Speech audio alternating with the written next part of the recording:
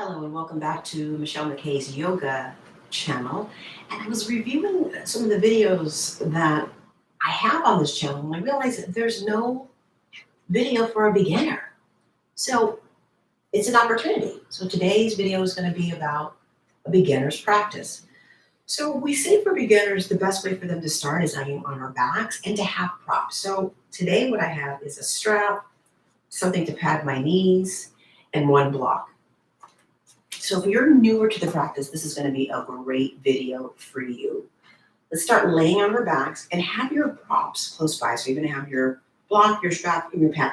Now the pad could be anything. It could be a towel, it could be a pillow. So if you're on a hard surface like wood floor or tile, it's nice to have some padding for the knees. If you're on a surface like carpet, you probably don't need any padding whatsoever. But if you have anything like a block, a strap, or padding, grab that and have that close by. So the position that we're going to start in is just laying on our backs. Knees bent, soles of the feet on the ground. This is a great way to start to get connected with your breathing. So if you're a beginner, you might not have a lot of awareness about your breath. So a good way to find your breath is to have one hand on the belly, one hand at the heart, and then you can feel the rise and fall of your breathing. As you're laying here on your back, make sure your chin is not overly reaching up to the ceiling. So you might have to lift your head up, put your head back down, and slightly let the chin be a little bit more flush. With one hand at the heart and one hand at the belly, you can feel when you breathe in that there's a sense of expansion in the breath. The chest will lift. And then as you breathe out, you can feel that the belly can hollow and maybe it draws in towards the spine. We sometimes refer to that as diaphragmatic breathing, right? You can think about your lungs and that you're trying to fill your lungs with your breath. You're trying to get this connection with your breathing.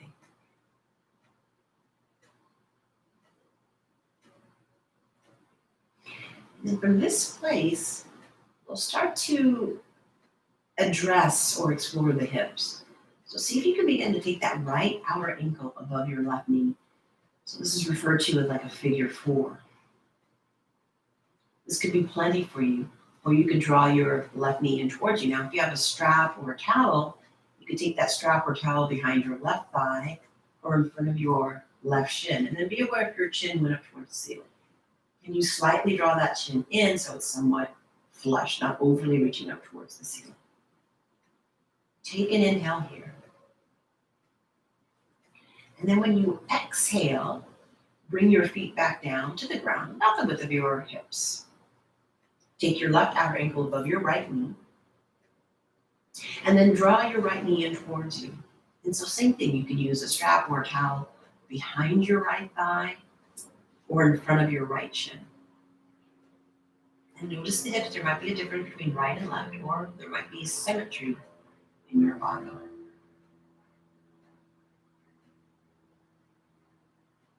And then take an inhale here.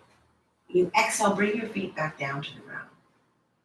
Use your inhale to draw your knees in towards you and just let your hands rest at the top of your knees. And so with your hands on your knees, you're just going to guide your thigh bones in the hip socket.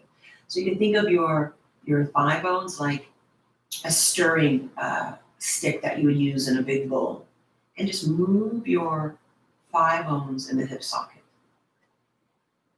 You can go clockwise. You can go counterclockwise. You can move both of the legs in different directions. But just start to observe the range of motion of your thigh bones in the hip sockets. And in so doing, you might even be able to massage your lower back and sacrum area. And then pausing when you come through to center, taking the right arm overhead, and then roll to your right side. You can even allow your head to be supported by your arm. And then use your hands to push the floor away to bring yourself out. And then you're going to make your way to an all fours position, a quadruped position, right? So you're on your hands and your knees. So here's where if you have any cushion, you could use the cushion to support your knees. So your hands will be separated with, the width of your shoulders. Your knees will be directly underneath your hips and your lower legs parallel with each other. And your knees are about hip socket distance. So now what we'll do is some cat-cow. And so it's, again, more spinal articulation. As you inhale, scoop your heart and chest forward. So your neck and your lower back share the same curve. So there'll be an arch there. And then when you exhale, round your spine. Imagine your upper back can touch the ceiling as your head hangs. As you inhale, draw your heart forward. Maybe you lift the chin as your lower back arches. And then exhale, round your spine, dome your upper back to the ceiling. 2 more like that. Inhale, heart forward, gaze forward. Exhale to round. And then 1 more time. Inhale, heart forward, gaze forward. Exhale to round. You're going to stay here, inhale. Then when you exhale, slowly bring your bottom towards your heels. So now we're moving towards child's pose. If there's a situation with like the knees, you could always have a blanket behind the backs of the thighs and the backs of the calves, and that gives your knees a little bit more space. Now, if you can't get your head all the way down to the ground, you could use a block to support your head. Child's pose. Child's pose can be done with the arms in forward, meaning front, arms back towards the feet, or maybe even somewhere in between. Be aware of the breathing, and can you find that sense of your breath even here in this child's pose?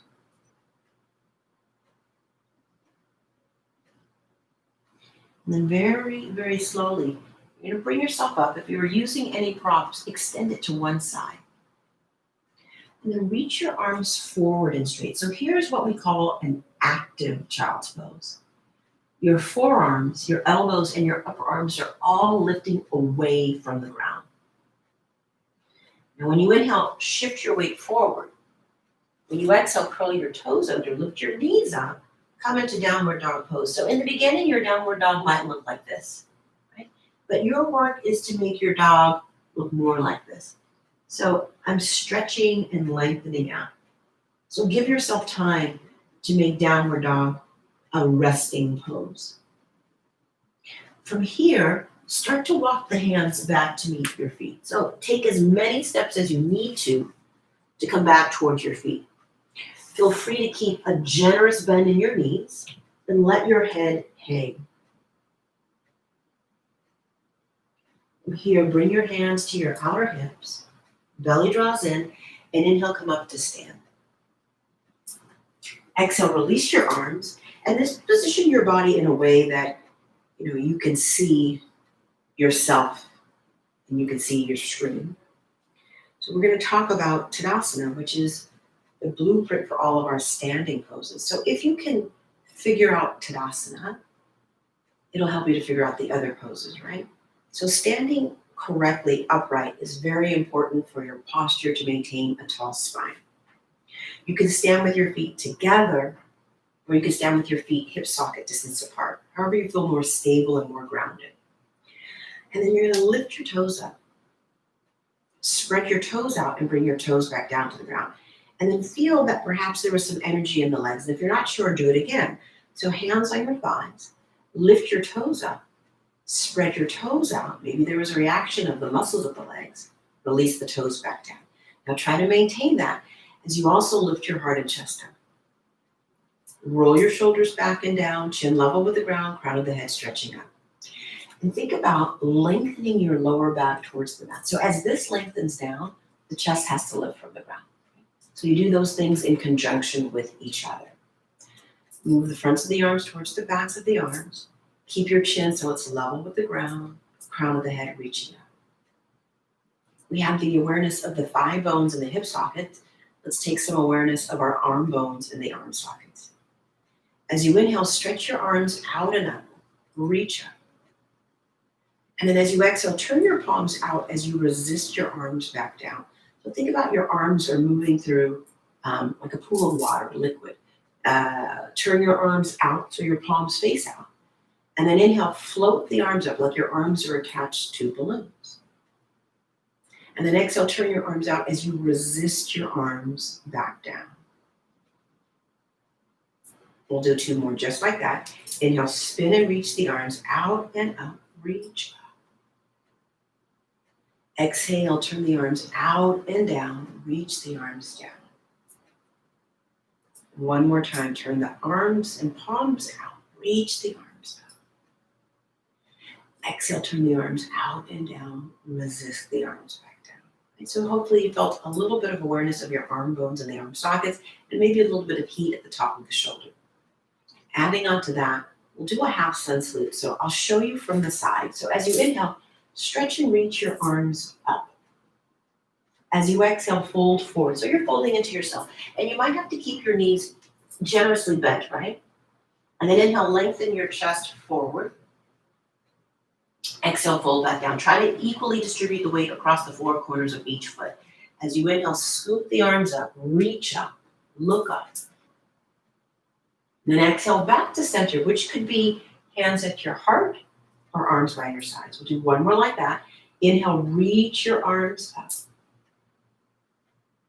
Exhale to fold. Inhale, lengthen your chest forward. Exhale, fold back down. Really rooted through your feet. Inhale, scoop and reach your chest forward. And then exhale back to center. We're going to add on to that. We're going to do what is called a beginner's sun salute, but it's really not a beginner's sun salute because it's very difficult to step your leg back and to bring your leg forward.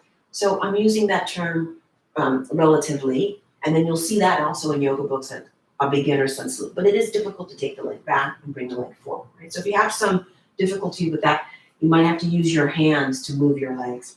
And because it requires a low lunge, you might use that padding once again to support your knee as you take your legs forwards and backwards. Now inhale, stretch and reach your arms up. When you exhale, fold forward. When you inhale, lengthen your chest forward. Now when you exhale, step your right foot way, way back so you're in a lunge, and then gently release your right knee down. Uncurl your back toes. And inhale as you reach the arms up. So this is a low lunge. Now when you exhale, bring your hands down. See if you can step back to a push-up. And then you're going to shift your weight forward, lower your knees to the ground, uncurl your toes, and then as you bend your elbows, slowly lower your chest all the way down to the ground. Press your feet down and inhale, lift your chest just a few inches away from the ground. So it's a little bit of a back bend here. And then exhale to lower. Push into your hands, lift your chest up, curl your toes under, lift your knees up, lift the hips up and back, down dog. This time, bring your left foot forward. So you might have to take your left hand to your left ankle to bring that left foot forward. Lower your right knee down. And then inhale your arms up. You're in a low lunge. And now when you exhale, your hands frame your front foot. You're going to bring your right foot forward to meet the left. Lift your heart, inhale. Fold back down, exhale. Press into your feet. Inhale, reach your arms up. And then exhale back to center. So now we're going to do all of that on the left side. Inhale, float and reach your arms up. Exhale, fold. Inhale, lengthen your chest. When you exhale, step your left foot back. Lower your left knee down. Inhale your arms up. Low lunge, second side. When you exhale, bring your hands to frame your front foot. Curl your back toes under so your back knee lifts. Root your palms down. Step back to plank. And then lower the knees down. Uncurl your toes. Bend your elbows and lower all the way down to the ground. Hands in line with your chest. Inhale as you lift up to like a baby cobra. And then exhale to lower. Toes curled under, push into your hands. Lift your chest, then lift your knees, then lift your hips. Bring your left foot forward. Right knee lowers down. Inhale your arms up. Low lunge. And then exhale, hands frame foot. Bring your right foot forward to meet the left. Lift your chest, inhale. Fold back down, exhale. Press down into your feet. Inhale, reach the arms up. And then exhale back to your center. So hopefully you felt a little bit of heat in the legs, right? As you stepped forwards and backwards, and some heat in the upper back with those baby back bends. And then take your legs about as wide as they are long. Place your hands on your hips, and then turn both of your legs out, right? You could say like a wide plie or preparing for like a sumo squat. And then bend your knees, place your hands on your thighs, maybe move a little bit from side to side. So now we're just trying to get the inner thigh and groin to open up a little bit. Pause and center, and then straighten your legs and parallel your legs so all 10 toes are pointing in the same direction. Place your hands on your hips, and then turn your whole right leg out. So when you do that, you're turning your thigh bone in the hip socket, so the inner thigh is moving towards the outer thigh. Slightly pigeon toe your back foot and line up your right heel with your left arch. Open your arms to the height of your shoulders, inhale. And then when you exhale, bend your right knee. Now you're in warrior two. Standing poses, and can you find elements of Tadasana here in warrior two? Can you make your arms straighter? Can you lengthen your lower back and your tailbone towards the mat? Can you try to balance out the weight across your feet? Bring your hands to your hips, inhale. Then exhale, straighten your right knee, parallel your left. And it's okay if the legs don't go parallel. This is like an introduction to yoga. Now turn your whole left leg out, turning from deep within the hip socket, inner left thigh to outer left thigh, right toe slightly pigeon-toed, and you're drawing that imaginary line from left heel to right arch. Open up the arms to the height of your shoulders, inhale, and then exhale, bend your knee. Can you track your left knee towards your toes, specifically your second or third toe? Energize your arms, energize even the fingertips. Draw the navel in and up towards the spine. Keep that broadness across the heart and chest. Let your shoulder blades melt down towards your waist. As you inhale, bring your hands to your hips. As you exhale, straighten your knee. Parallel your legs, have all 10 toes pointing forward. Reach your arms up to the ceiling. Inhale. And then exhale to fold. Inhale, lift your chest up. Exhale, fold back down. Now, if your hands don't reach the floor, you're going to have your hands on the block, right? So use the block or blocks, if you have more than one, to bring the floor closer to you. These props are tools to help you to find space in the practice. They're not a crutch. They're helping you to find space in the practice. Now bring the right hand to the right hip. Bring the left hand to the left hip. Keep your belly engaged to protect your lower back. Inhale, come up to stand up. And then exhale, join your feet together. Move your props to one side and find your way back to the front edge of your mat. And reestablish your Tadasana, grounded across the four corners of each foot, lifting the legs to straight, lifting the heart and chest up, rolling the shoulders back and down, chin level with the ground, crown of the head stretching out. As you inhale, stretch and reach your arms up. As you exhale, fold forward. As you inhale, lift the heart, lift your chest. Now when you exhale, step your right foot back to a lunge. Plant your palms, and then see if you can take your left foot back to meet the right. So now you're in plank, and then exhale, lift the hips up and back, down dog. And notice if there's a difference in your downward dog. Were you able to find a little bit more space? Were you able to get a little more flexibility in your hamstrings? A little bit openness across the heart and the chest, and maybe a little bit more pliability, if you will, in the spine. Take an inhale here, and then exhale, lower the knees down, rest, child's pose. Notice if maybe even the child's pose feels a little bit different. So we're on a little bit of a yogic journey, right? And we start with, simple things and then we build. This is a great way to ease your way into yoga. Right? Nothing crazy. Hopefully the instructions were simple and you felt like some awareness with your breath and you could link your awareness with your breath with the movements of the standing poses. Keeping the lower back protected, take an inhale to come up to sit upright. And then when you exhale, release your legs out in front of you. So now the legs are going to go out in front of you, and we'll set up for some a twist, right, or seated twist. Bring your hands underneath your right thigh, and then draw your right knee in towards you. This could be like your stage one. If you want a little bit deeper, you could cross the right leg over the left. Either way is fine. So now it's about a fist distance between your foot and the leg. Right arm's going to go behind you. Reach your left arm up. Inhale. So try to find the length first. That's your inhale. And then exhale as you twist. The exhale is to empty. So inhale, think of length. Exhale, think empty. And then flex your left foot so that you have that grounding down of that left heel. See if you can use your right arm kind of like a kickstand so you're not slouching, but you're sitting up really tall, maintaining the integrity of your spine. And then lastly, you look over your shoulder. That's the very last thing that happens.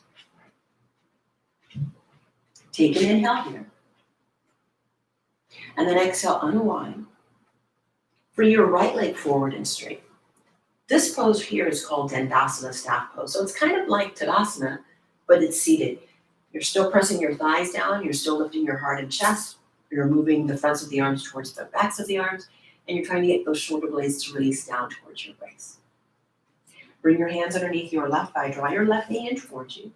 Stay there or cross your left thigh over the right.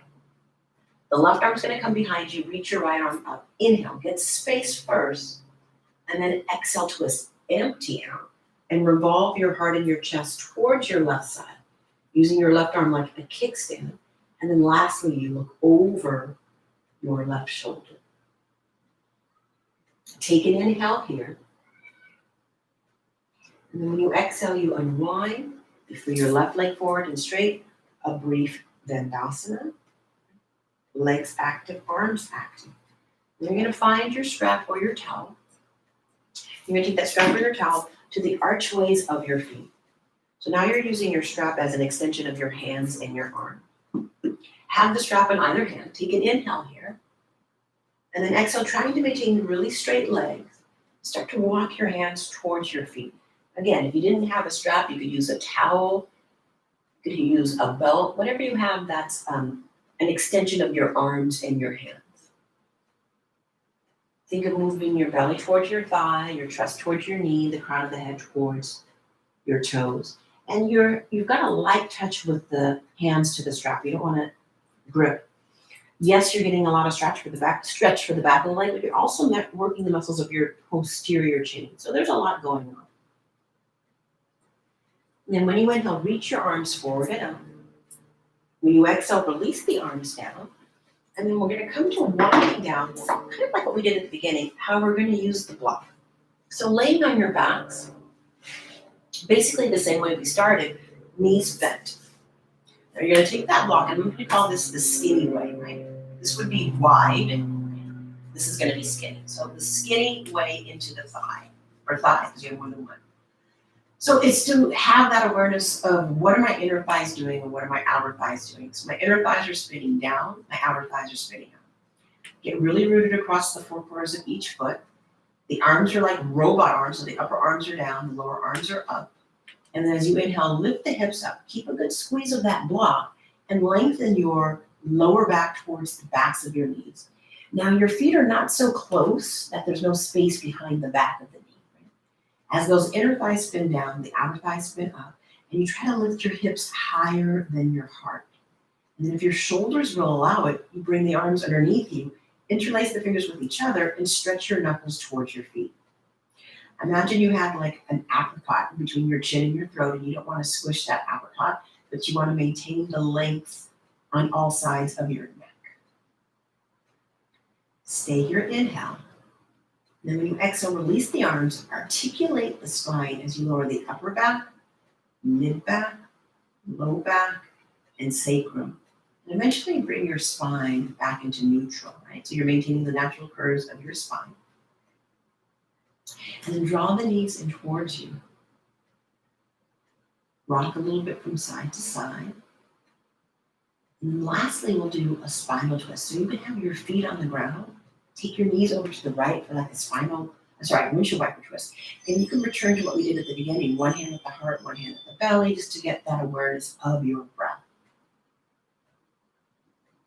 Stay here, inhale.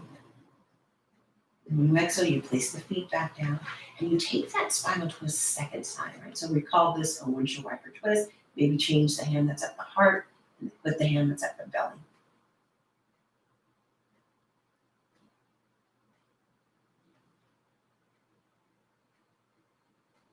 And then inhale, come back to center. Exhale, you could draw the knees into the chest, rock a little bit from side to side. And then the best part is you set up for final rest. So Shavasana. You can keep your knees bent, let your arms roll open. You can extend the legs forward and straight. So Shavasana is very important. You should spend minimally 2 minutes, maximally if you have that luxury of 15 minutes. And so the intention of Shavasana is to allow the body to rest and cool and the effects of the yoga to take effect, right? To settle in, because now you're moving into stillness. And then after that duration of time has elapsed, you'll draw your knees in towards you once again, just like we started the practice, kind of like a full circle. Taking your right arm overhead, roll to your right side. And then use your hands to bring yourself up to any seated position. So that might mean that you grab your block and you sit up on your block. And if you can sit with your shins crossed, that's great. If not, maybe you have to bring the soles of your feet together. And we bring the hands to the heart and allow your heart to lift, the mind to bow towards the heart. And we finish the practice with Namaste. I hope this beginner's practice was very helpful for you. If you have any friends that have never done yoga before, this is a good way to start. Thank you for tuning in. If you have any comments, questions, or suggestions, I would love for you to put that in the chat. If you like this video, give me a thumbs up. You can subscribe to my YouTube channel, and I look forward to seeing you again. Have a wonderful rest of your day. Peace out, yogis. Ciao for now.